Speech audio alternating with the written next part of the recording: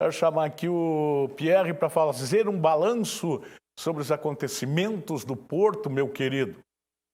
Exatamente, Tony. Já que estamos falando sobre Porto de Paranaguá, sobre o gigante de aço e concreto, nada mais justo, então, do que trazermos uma outra notícia muito positiva. Além, é claro, dessa corrida que aconteceu no domingo, o Porto com boas notícias nesse início de ano. E vale reforçar, Tony, que no dia 10 de abril completou, então, o período de 100 dias do segundo mandato do governador do estado do Paraná, Carlos Massa Ratinho Júnior. E, geralmente, são feitos balanços para falar sobre o início dessa gestão ou de uma segunda gestão, como é o caso aqui no governo paranaense.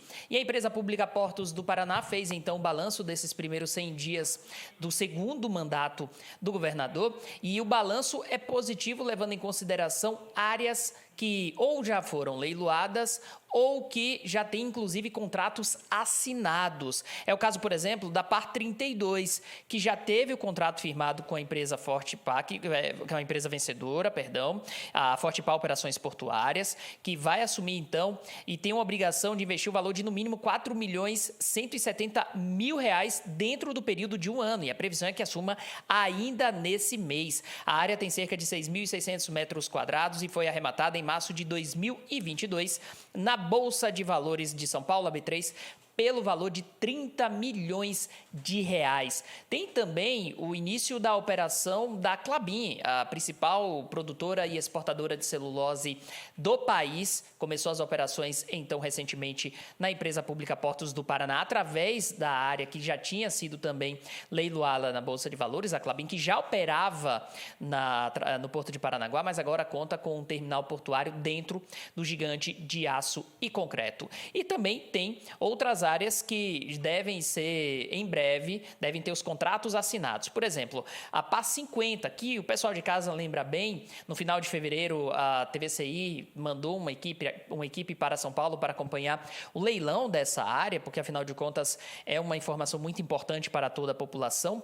E esse projeto está na fase final do procedimento licitatório, que levou cerca de 41 meses para ser elaborado, tendo sido discutido amplamente em diversas instâncias, inclusive na Justiça. O arrendamento possui área total, então, de 85.392 metros quadrados e é uma área destinada para movimentação e armazenagem de granéis líquidos em alinhamento às diretrizes do Plano de Desenvolvimento e Zoneamento do Porto de Paranaguá e Plano Mestre dos Portos do Paraná. Então, importantes avanços no gigante de aço e concreto, que é o Porto de Paranaguá, importantes notícias e o balanço, então, desses 100 dias de 2023, dos primeiros 100 dias da segunda gestão Carlos Massa Ratinho Júnior, período que foi completado, então, na última segunda-feira, dia 10 de abril. É isso aí, importantes notícias do Porto. Agora, com relação até ao governo do Ratinho, ele tem tentado fazer muita coisa, mas tem encontrado bastante dificuldades, até com questões climáticas, né? Situação que deixa, mesmo assim a gente está vendo, quem vai para a praia, quem vai para Matinhos, por exemplo, ali na região de Caiobá, tal, você vai vendo que aos poucos as obras vão acontecendo. Se não estão acontecendo mais é porque também tem uns problemas aí para resolver, tem gente que acha que, né, a gente já sabe os entraves que acontecem, mas a gente vê que vai crescendo. O problema também é que o Ratinho pegou um período de 100 dias aí, e não para de chover, e muitos problemas em rodovias e tudo mais também, né, Pierre? Tony, você foi perfeito no seu comentário.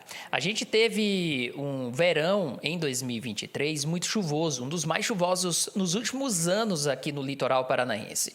E isso atrapalha o andamento de diversas obras, inclusive, por exemplo, a revitalização lá da Orla de Matinhos, que vem andando a passos largos, mas que infelizmente ainda não teve todo o seu desenvolvimento concluído, porque devido às condições climáticas. Tem também a situação que você falou muito bem, os entraves que acabam sendo gerados por questões ambientais. Tem, infelizmente, muito debate em torno de questões ambientais e a gente entende, tudo é necessário, a gente sabe que é preciso, sim, preservar o meio ambiente, preservar o litoral paranaense, mas isso não pode impedir o progresso dessa região do Paraná, não pode impedir o desenvolvimento do litoral do estado. E, de fato, muitas obras estão sendo realizadas aqui no litoral paranaense. A gente pode falar também, Tony, de investimento investimentos que não foram em obras, mas que foram fundamentais para uma movimentação elevada de turistas aqui no litoral paranaense durante o primeiro trimestre, que engloba, então, parte desse período de 100 dias. Por exemplo, os shows que aconteceram aqui no litoral paranaense, shows gratuitos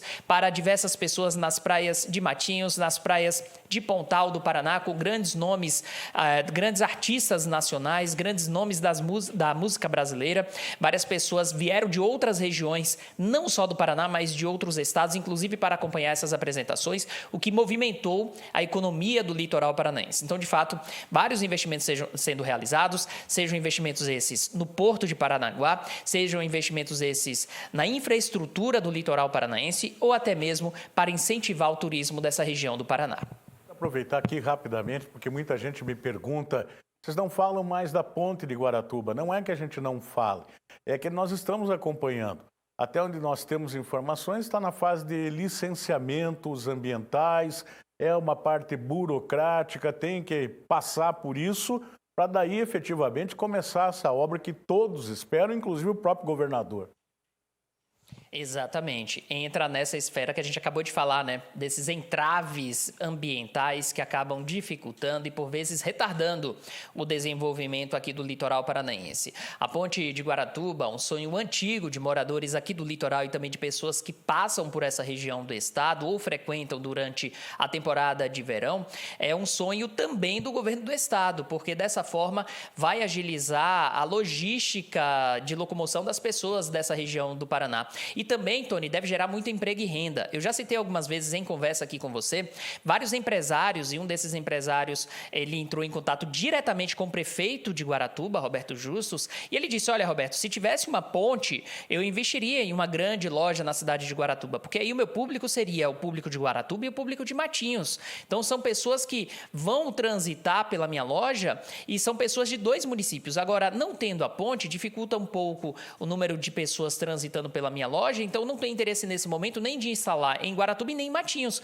Por quê? A partir do momento que tem a ponte, essa travessia vai levar 5 minutos para ser realizada. As próprias pessoas vão se acostumar a transitar pelas 2 cidades e vão consumir no comércio das 2 cidades. Tudo vai ser muito melhor para o morador do litoral paranaense. Então, fica o desejo para que logo essa obra ela tenha início, mas nesse momento, então, a ponte de Guaratuba, tão sonhada ponte de Guaratuba, passando por processos necessários, burocráticos, mas que a gente espera que tudo transcorra da melhor forma possível para que a população seja beneficiada com esse investimento. Para encerrar aqui o link, eu quero que você também mande um abraço para o Kaique, nosso amigo especialista de trânsito, está lá acompanhando o programa, tirou uma foto nós conversando aqui, no momento que eu estava falando para você sobre a nova área de escape da 277, ele já atualizou que existem estudos para mais 2 áreas de escape na 277. Ele está sempre ligado com a gente. Um abraço aí ao Kaique, né, Pierre?